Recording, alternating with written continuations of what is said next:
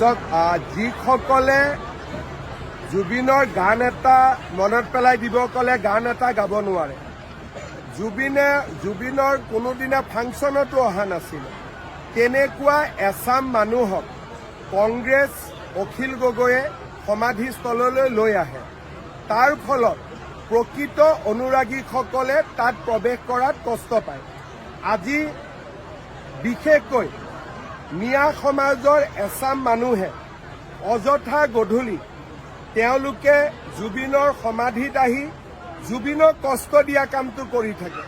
কাৰণ জুবিনৰ যদি হুৰ হুৰ হুৰাই দিয়ে গানটো মনত পেলায় বা জুবিনৰ যদি ইণ্টাৰভিউটো আপোনালোকে দেখিব তেওঁ কিমান দুখ কৰিছিল যে অসমত কিমান মিয়া সোমালে বুলি।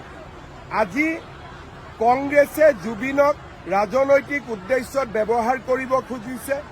বিজেপিয়ে প্ৰতিটো পদক্ষেপতে জুবিনে যাতে প্ৰকৃত সন্মান পায় তাৰ বাবে চেষ্টা কৰিছে। এপ্ৰিলত ইলেকশ্যন হৈ যোৱাৰ পিছত ডুপ্লিকেট জুবিনৰ অনুৰাগীবিলাক নোহোৱা হৈ যাব। এই যিটো কাম চলি আছে অকল ইলেকশ্যনৰ কাৰণে, যিদিনাখনে ইলেকশ্যন শেষ হ'ব ডুপ্লিকেট অনুৰাগীবিলাক নোহোৱা হ'ব আৰু প্ৰকৃত অনুৰাগীবিলাক সদায়ৰ কাৰণে থাকি যাব। যেনেকৈ ভূপেন হাজৰিকাৰ লগত আছে, জ্যোতিপ্ৰসাদ বিষ্ণু ৰাভাৰ লগত আছে, তেনেকৈ জুবিন গাৰ্গৰ লগতো থাকি যাব। ইলেকশ্যনলৈকে ডুপ্লিকেটবিলাক থাকিবই। আপুনি ৰখাব গ'লে আৰু তেওঁলোকে বেছিকৈ জুবিনৰ সমৰ্থক হৈ পৰে। যদি আপোনালোকে তেওঁক সোধে জুবিনৰ গান এটা গাচোন, নাম এটা কচোন, একো ক'ব নোৱাৰে।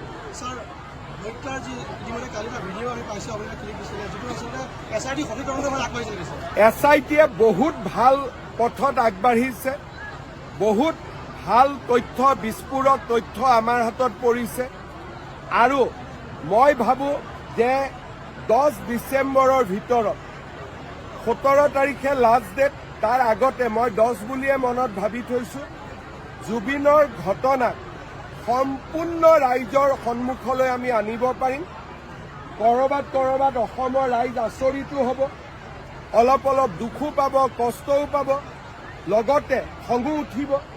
গতিকে মই ভাবোঁ যে 10 তাৰিখৰ ভিতৰত, 17 তাৰিখ লাষ্ট ডেট, 10 ডিচেম্বৰৰ ভিতৰত জুবিনক ন্যায় দিয়াৰ যিটো আচল পদক্ষেপ SIT চাৰ্জশ্বীট তাক আমি দাখিল কৰিম। আৰু ৰাইজে এক প্ৰকাৰ ক'ব গ'লে বহু বছৰ জুৰি জুবিনৰ লগত হৈ থকা বহুত দুখ আৰু বেদনা ভৰা কাহিনী গম পাব।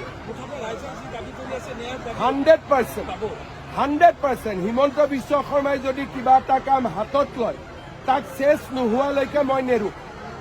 যিবিলাকে চিঞৰি জুবিনৰ ন্যায় বিচাৰি আছে আৰু মই দিনে ৰাতিয়ে নোখোৱাকৈ কষ্ট কৰি আছোঁ যাতে জুবিনে ন্যায় পাব পাৰে।